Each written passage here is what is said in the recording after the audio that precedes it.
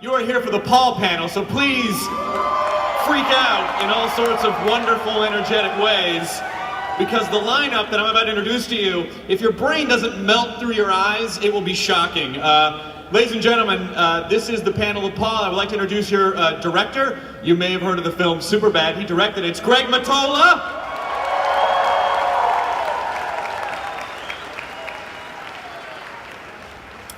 Also, as the character of Graham Willie, co-writer of the film, Mr. Simon Pegg.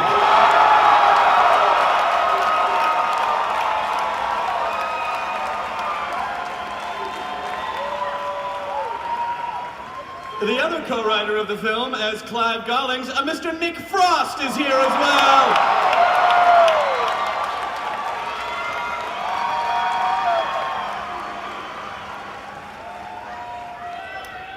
Playing the character of Azoil is Mr. Jason Bateman is here.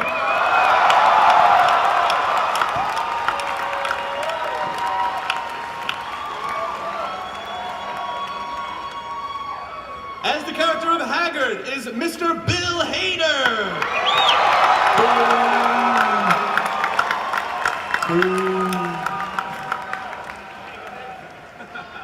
All right, guys, you ready for your next? What are you throwing in? You ready for next? Ladies and gentlemen, Miss Sigourney Weaver.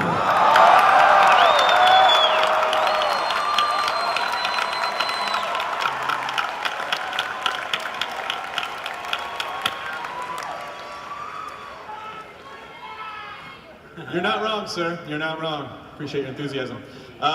Playing the character of Shadow Child, Mr. Jeffrey Tambor.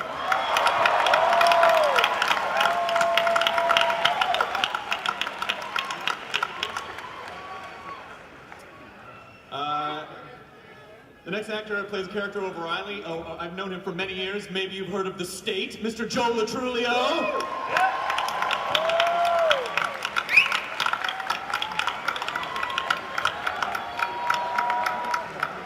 And there is a little matter of the title character of the film. Paul himself is the voice of Mr. Seth Rogen.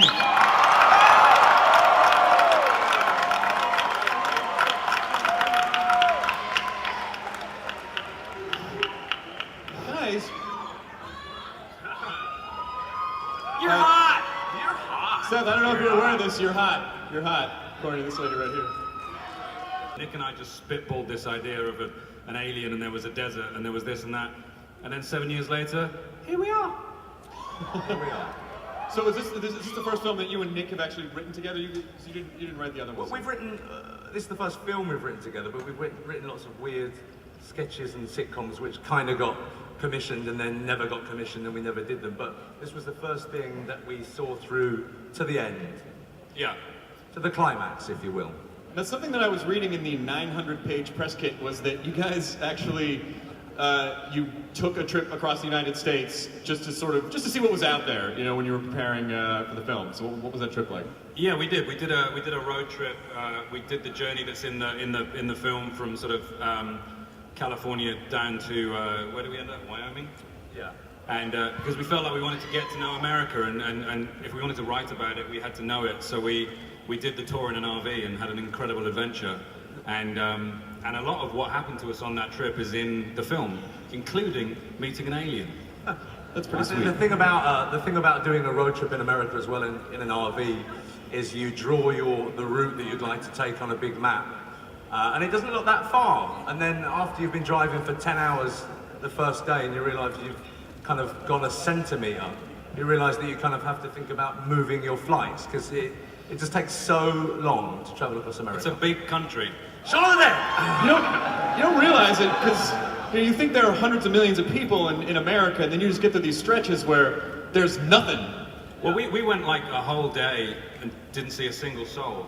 We saw one old woman on crutches hitchhiking. That was it, in like the hundreds and hundreds of miles. Did you offer her a ride? No, we didn't. No. No, we didn't. No, we didn't.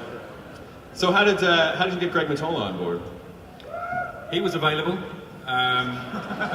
After Tommy Wiseau passed. We saw Superbad and we loved the way that Greg directed it. And you know, comedy isn't just about pointing a camera at funny people. There needs to be humor within the direction, and Greg just framed that film so beautifully that we decided he was the man for us. No. Greg, do you have any, I'm having can you guys hear each other? It's like there's no monitors on stage. Yes. I can't, if I'm not responding like I can hear you, it's because I can't hear you very well. If there are monitors on stage, now would be a good time to do that in front of 4,000 people so we can hear each other, if that's all right. Greg, do you have any, so when you first got on board, like what was your take? Well, I was already a huge fan. I mean, if I ever could make a movie as perfect as Shaun of the Dead, I'd retire.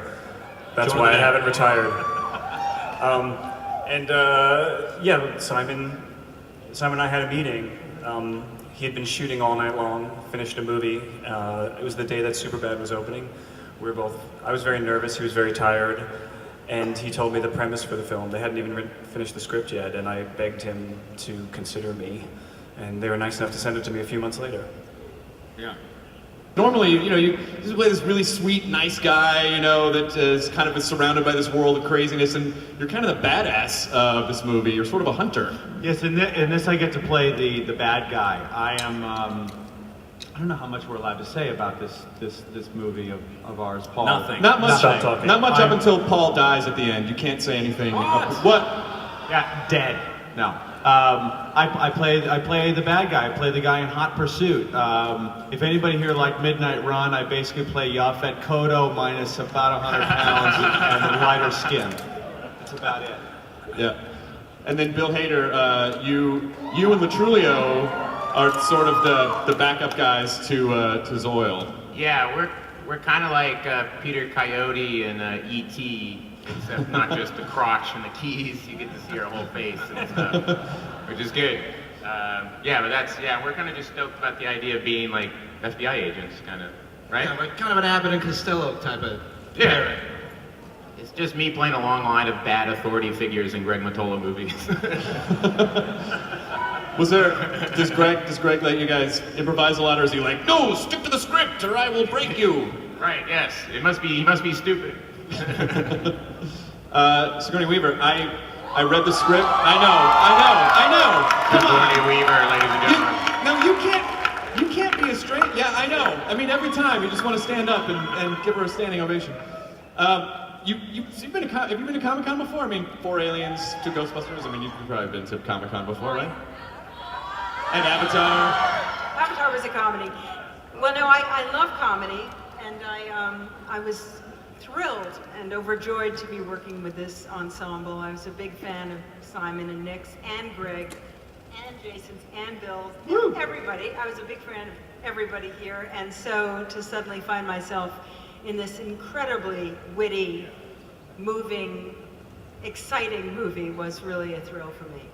Now you're kind of a voice for part of it. So did you not get to go out and shoot with everyone, or were you separated from the cast in that way? An actor learns to put everything into one's voice when one has to, and so I did that. But I do appear eventually, and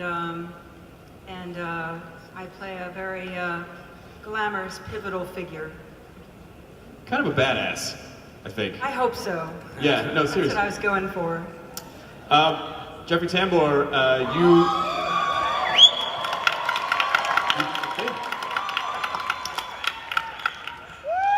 honestly, if I just had any one of you, this would be an insane panel, but the entire matrix of all of you together is mind-blowing. You play, it's Shadow Child, right? Adam Shadow Child. He's a science fiction writer, and he's pompous, and he's an ass. It's a stretch for me to play this role. So how long did you get to work on the film? You actually, in the trailer that I actually saw there was it was the exterior of Comic-Con that you guys shot at, right? Yeah. Right. So it really is like part of it takes place at the con. Well, So when I was at Comic-Con many years ago with Max Headroom. And so, but it's changed now. But what was your question? Why are you so You know, I awesome as haven't well? heard anything. I haven't been able to hear anything for 20 minutes. I've just been smiling here. This is, anyhow, go ahead. I know I can't. Like every fourth word I'm hearing. So if I answer something weird, it's because I'm constructing this weird narrative around what you guys are saying. We went on the set of in the set in Albuquerque, and we did sort of an homage to Comic-Con. But I think these people are great, and I think this movie does them proud because we're your big fans. So, what I heard was I wrote tiny people and horses in Albuquerque. That's all I heard from what I'm That's saying. exactly over what here. I said. Seth Rogen, you play Paul. You're Paul. You're the guy that the film is named after. So, what was it? What was it? Because you're CG character in the movie.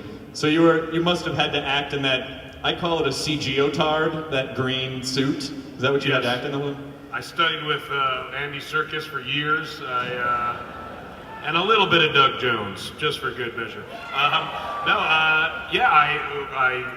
was asked by Mottola to look at the movie, and I was thrilled by how funny it was and the group of people in it, and then I was told I'd be wearing a spandex costume for a week with sensors all over my body. And I would be turned into an alien, and it was an alien who did disgusting, horrible things that I find hilarious. So I was excited to get to take this technology that many very smart people have spent a very long time developing and pretend to jack off with it, basically. Yeah. Excellent. That's funny. So what I'd love to do is, just because I want to make sure there's enough time for the fans to ask questions, Simon and Nick, you guys want to introduce a kind of a sizzle reel from the film? Yeah.